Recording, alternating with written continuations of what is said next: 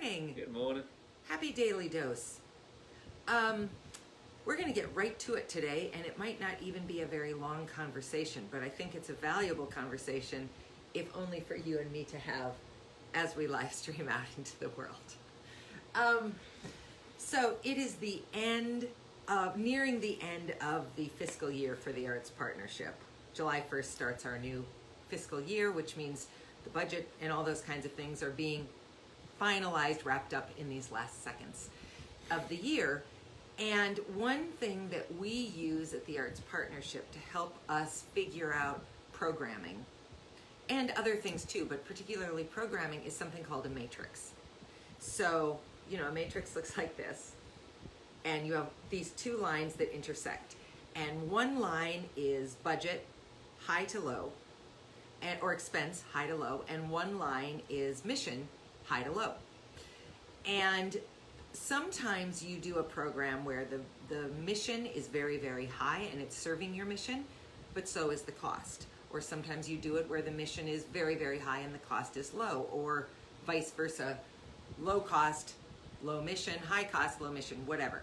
But what it does is it helps you as a planner think about, well, how many expensive programs will we do that really serve our mission? You know, one of the lovely things about working in the nonprofit sector is that not everything has to make money. It's great if it does, but it doesn't have to make money. Sometimes programs that serve your mission are worth losing money on if you can make it up somewhere else. So this matrix not only helps you decide individually which programs make sense, but it also helps us as we're looking at our whole financial health, decide, all right, we can afford to lose money on these three very strong mission-driven programs because we're making money on these other things. And it gives you a very clear, easy way to rank what you do. And we were talking today about, what we should talk about. And because I was thinking about this, I said, let's translate this for Daily Dose. So do you want to say anything right now? No, you keep going. Okay. So, the Arts Partnership, in theory, should be slowing down as we move into the new fiscal year, but in actuality, it's ramping up tenfold for lots of great reasons, things that I would talk about on a live stream with the Arts Partnership, not here. But that means that my matrix of, let's say, work and time, okay? My matrix of work is all kind of at high. So the Arts Partnership is high, Daily Dose is high, my own Dana Del Val work on the timeline is very, very high. There's not much I'm doing right now that fits on the low end of time commitment. The question becomes, where on the other line in the axis does it fall? Well, okay, it's easy to say that the Arts Partnership also falls high there because the Arts Partnership is my income. And it's this enormous platform for me as a public person to be out and about in the community. So in the case of the Arts Partnership, it's high on job, high on time. This time last year, it was high on job, lower on time because of COVID. So what I was thinking about this morning was, how in the world did we decide to launch Daily Dose almost a year ago? Well, here's how we did it. My time commitment at the Arts Partnership was very, very different because I wasn't meeting with people, or if I was meeting with them over Zoom, so I didn't have to factor in travel time. And I didn't have to factor in a variety of things which do become a part of my overall time commitment. So Daily Dose was an easy thing to insert into our lives. And it stayed easy really throughout even the school year, in spite of the fact that your time commitment to MSUM this year was off the charts high because you were teaching a massive overload all year. Yeah. So Now the question becomes, just in talking about daily dose, if we go back to sort of mission and money's not quite the right word for daily dose, but mission and value, let's say. No, because value is the mission. Mission and commitment. Time, I guess. Let's go with mission and time. We think still that the mission of daily dose ranks on the high side. But so does the time commitment. And it may be because where does it rank in the money line? It ranks not even on the page. We don't make any money from daily dose. So for almost a year, that's been totally fine because the mission has been very clear to us. The time commitment has been very, very possible.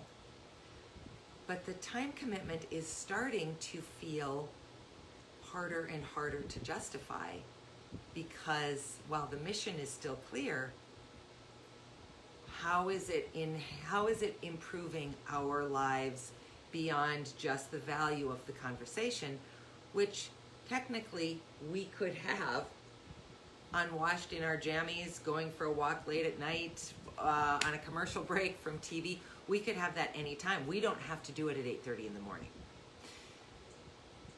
Which got me then thinking, what kind of matrix are you using in your own life as it's starting to open up? And let me give you this example, because what are people most excited about?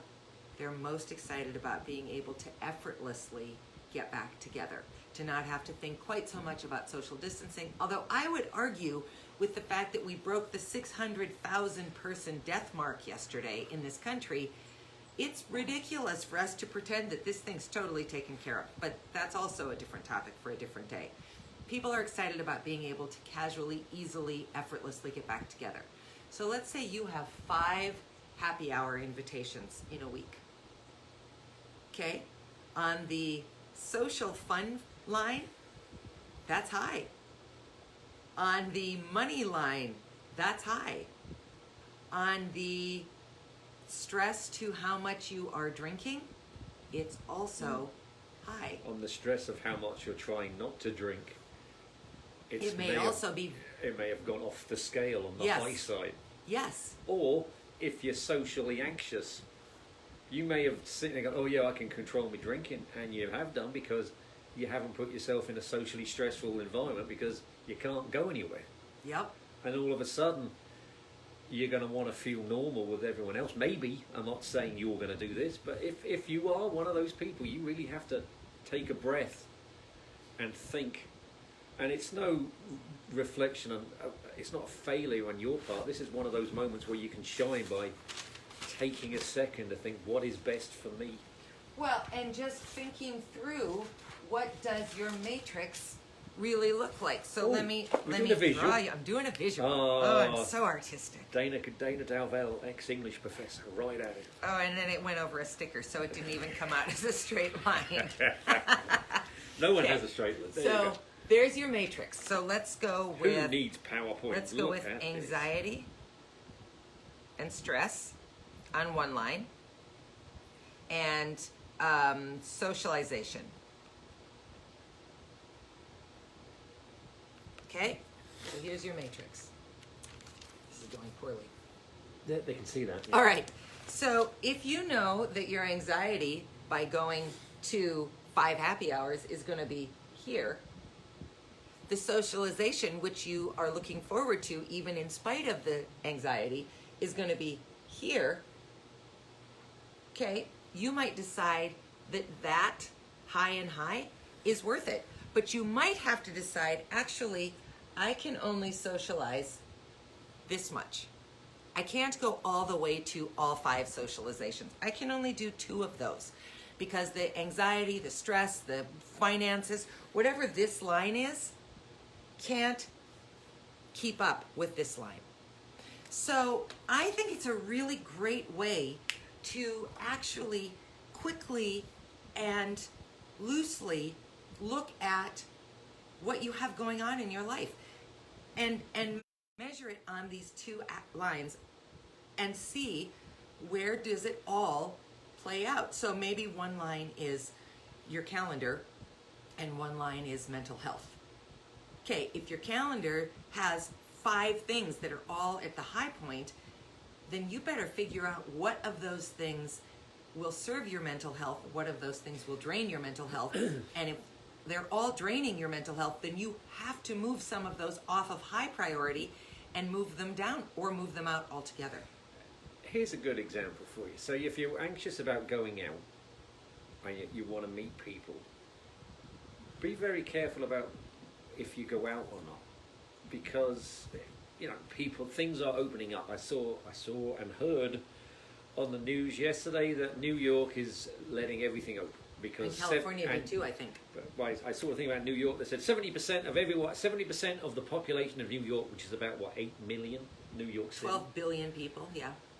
have at least 70% of them have had at least one dose. Now, I just assumed that at some point within the next, if from yesterday, that was 70% of people who've had their first dose, I would assume, which is always dangerous, that in the next 2 to 3 weeks, that 70% of that population is going to get their second dose if they haven't already got it. Yep. That still isn't enough for herd immunization. It's not? You need to be at least above 80. Wow. So the city of New York is taking a risk. Now, even with the Delta variant, if you're immunized, you're fine. If you do, You're probably fine. You're probably fine, but you will not end up in a hospital. That's how this vaccination works. You might get sick for a couple of days, but you're not going to end You're up on a bed. unlikely. I mean, we It's can't. incredibly unlikely. There have been some cases, Yes. but not many. If that makes you anxious, think about it and say, you know what, I can wait a few weeks. Yeah. Or if you're waiting for your second dose, just say, you know what, it's been over a year, I'll take a breath. Yes, I really want to go out, but it's up to you. If you are that anxious, take a breath. Phone someone the next day, text them afterwards, say how'd it go? And then that way you can keep yourself in the conversation. But it'll be better for your mental health. It'll adjust this thing where That you... won't show 'cause of the... This thing, there you go, thank you, where you are happier. And if you're happier, you're less stressed. If you're less stressed, that's one less thing that's going to make you worry about if you're going to get into a relapse or if you're going to be sick. Yeah. Yeah. So I just think it's a great way to assess your own position and have a general understanding of where am I falling on these 2 lines and how might I move some things around to have a better balance of these 2 areas so that you don't get caught by surprise on the 5th night of happy hour, waking up the next morning hungover for the 5th morning in a row, or anxious for the 5th morning in a row, or having spent $100 a night for the 5th morning in a row. Whatever. Just, it gives you a little bit of anticipatory planning that makes a lot of sense. So, that's all.